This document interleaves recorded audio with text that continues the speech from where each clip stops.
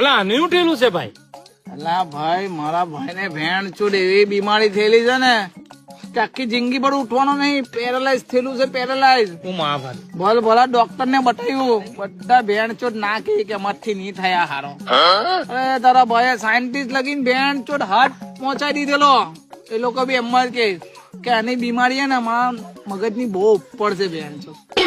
તારી પાસે કોઈ ડોક્ટર બોક્ટર તો કે ભેણ ચોટ? અલા મેં ડોક્ટર શું બોલી? માનો જ નહીં ભેણ ચોટ. અલા ચાલ છોડ, આને ખાવા પીવામાં હું પસંદ છે કે રે મને? ખાવામાં તો ભેણ ચોટ બધું જ ગબા કલાકે નહીં માને. નામ બી પાવ ભેણ ચોટ ગબો છે. પણ એક વાર ભેણ ચોટ પીધું ને, એટલું પીધું ને એ પહી જે પૈરો તે પૈરો પહી ઉભો જ નહીં થયો.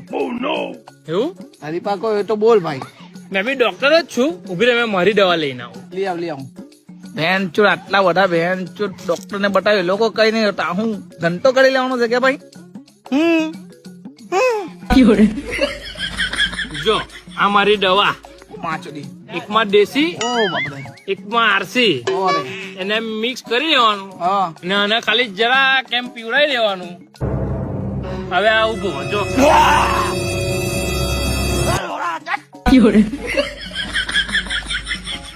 ભાઈ માચોડી આ કા ગયો ભાઈ? અલા 2 વર્ષથી એ કોમામાં હતો. હા ભાઈ.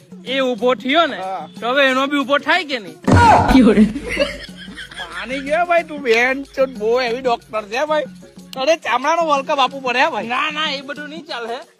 આજ બહુ થઈ ગયું મારું. ચાલ મળું હે કાલે. હા ભાઈ. હા ભાઈ ઉભો થઈ ગયો ને એનો બી ઉભો થઈ ગયો. આયો રે માં. હા થઈ ગયો.